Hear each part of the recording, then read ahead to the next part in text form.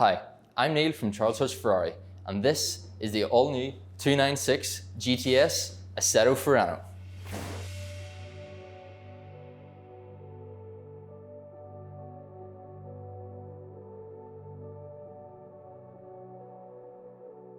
This car is finished in Rosso Imola with a contrasting Nero roof. Being part of the Assetto Fiorano pack, it has the Argento Nuremberg stripes, complemented with the carbon fiber elements along the front splitter, the side splitter, and also the rear diffuser. 20-inch alloy wheels with the black calipers in behind, ceramic. Electric folding wing mirrors as standard as well. Coming towards the back of the car, you're going to see a lot chunkier tires at the rear to give you that little bit extra grip being rear wheel drive. Around the back of the car, you're going to see this large carbon fiber diffuser. Finished with the same color scheme as the rest of the car, the Argento Nuremberg. You also have this lovely black titanium exhaust. Reversing sensors are also housed within this carbon fiber diffuser. Coming around the side, you can really see these rear buttresses, which are a lot more noticeable whenever the roof has been retracted. Along the side, then again, the carbon fiber elements and the noticeable Scuderia shields on either wing. This is the first 296 GTS into Northern Ireland. How would you spec yours? Do you like this color scheme? Would you pick the Assetto Fiorano package? As most of you car enthusiasts know, the GTS variant is a retractable hardtop. So how about we jump in and take this roof down? This car is keyless, but to be honest, we just have to look at this key for a second. How beautiful is it? A few buttons on it, double click, will open your bonnet as well. But for this, all I have to do, pop my fingers in and open the door.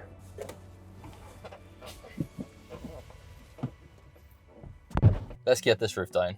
So to start stop just in the center here, so just one touch of it. 14 seconds is how long it takes the roof to go from up right the way to down. Can be opened and closed while moving. Being the Assetto Fiorano model, this car has a lot of carbon fiber on the interior, such as on your door cards, also trimmed in some Alcantara. But this follows on into the car, from your headcloth in Alcantara, your dash finished in this lovely leather with contrasting red Alcantara, and even onto the steering wheel with your lovely carbon fiber and these LED shifters. The racing bucket seats are finished in carbon fiber as well with Nero leather. Look really, really good and house you in the seat, especially when you're pushing on. In the center, you've got this lovely carbon fiber tunnel, which house a few of the controls, such as your window switches, roof switch, and also the small window at the back, which really creates that experience whenever you're driving. So you can really hear that engine in the back. Lovely placement for the key as well in the center here. As you can see, it just slots in nicely in between all this carbon fiber. Most of the controls are all on the steering wheel. So as you've already seen from starting the car, either side you're going to have different driving modes. On the right hand side, you have your Manatino for all the different driving modes, such as being in wet, blue, you can turn it around, and you will see on the dash as well this lovely digital display what mode you're in. So now we're in sport, turn around again, race, traction control off, so on. On the left hand side then, very similar. Whenever you start, you're in hybrid mode, but you can change it to the likes of performance, which comes up on the left hand side then, or then into qualifying. Being the 296, having that hybrid motor, you can also put it in e-drive, which means the car will just drive in purely electric. Moving on up then, you do have your main controller for this display. So you can change the display by hitting View Max, and it will give you a different display, such as here where you can see the full sat-nav view. Pressing it again, it will change, so you do have your rev counter on the top with the sat-nav on the bottom. But my personal favorite is whenever you have the rev counter in the center and the different displays at either side. On the right, you have the different car information, but just with a swoosh of your thumb, you can change it to radio information and then also your map. Then the button here just takes you back to the main menu. So you can go into the likes of vehicle, audio, navigation, phone. Really depends on what you want to have on that screen. On the left-hand side of the steering wheel then, you do have some shortcuts. So when someone rings you, you've got your phone button, so at least you can answer the phone. And then you've also got some voice controls if you do want to use them. Cruise control rounds off this side, which you can then be set, especially if you're doing one of them longer drives on the motorway. Indicators are straight in front. You can't miss them. You can either push them in or you can push them from behind. It's really personal preference and up to yourself. And then at either side, you'll see down here, you do have your wipers on the right-hand side. It does have automatic wipers if you just turn it around to the A, or you can set it yourself. Then the left-hand side, you do have then more features for your lights, and then also the wee cruise control toggle. So if you want your automatic lights, you've got your button there right for it, and then if you need a flash at someone, it's the one above. On the right-hand side, we have our mirror adjustment. So just by pressing on either the right or the left, you then can adjust either wing mirror. It's just a case of scrolling left and right, that'll adjust the mirror. Then you can also fold in your wing mirrors at any stage, just by pressing the button. To the left of this, you will see what mode the lights are in. So at the minute, it's on automatic. We can just turn them off and have the side lights on if you do wish. On the left-hand side, we've got our climate control.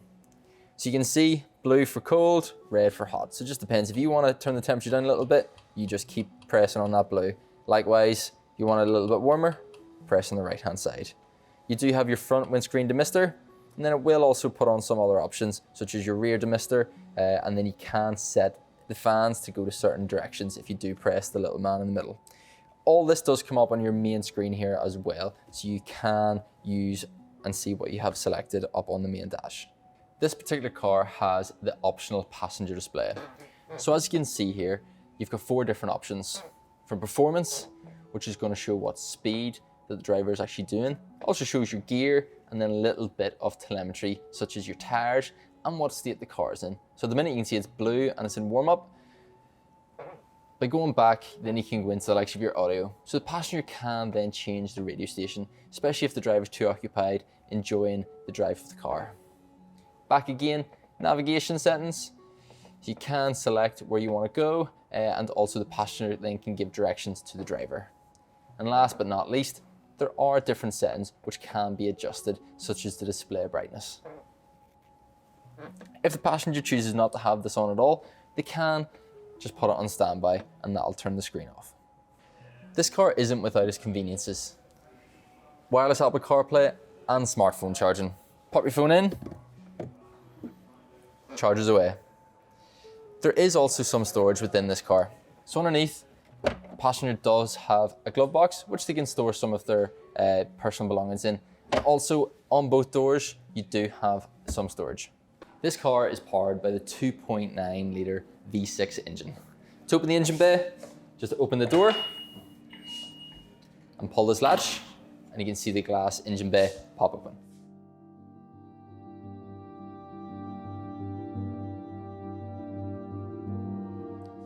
So this 2.9 litre engine, it produces 660 brake horsepower. And then in conjunction with the hybrid motor, it produces 820. So as I said, you can drive it in electric only, you can drive it with a petrol engine, or you can use both together to get the ultimate performance. 0 to 60 in 2.9 seconds. With the engine being in the back, it means we've got no boot. But thankfully, at the front, we do have some luggage space. Back to the key, 2 clicks of the unlock, releases the latch, and then on the inside, it reveals quite a large front boot. So with all Ferraris, you do have your spec plate, which is housed just at the back here. As you can see, all the extras which this car has from factory. All the things the car comes with then are in here. So you do have charging cables to plug the car in to charge up that hybrid motor. You do then also have your car cover. So if you want to keep your pride and joy protected, a lot of customers will stick this on in the garage. All the features that will be in the boot will also be a front number plate holder for sticking the number plate on the front, and also all your driver manuals are in there. So hopefully that's given you a taste of what the 296 GTS Assetto Fiorano is like. But one thing we haven't discussed is how this thing performs on the road. So let's jump in and take it for a ride.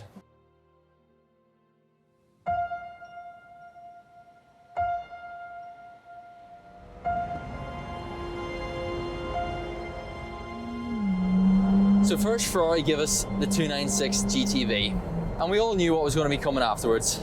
Car enthusiasts will always say the hardtop version is better, the coupe is better, but I beg to differ. This 296 GTS is one hell of a drive. That 2.9 litre V6 sounds absolutely incredible. Revving up to 8,500 RPM, there's a reason why Ferrari nicknamed it the Piccolo V12. Ferrari have said the only thing that they've had to change between the 296 GTV and the 296 GTS has been some suspension dampening. Other than that, the car drives basically the exact same.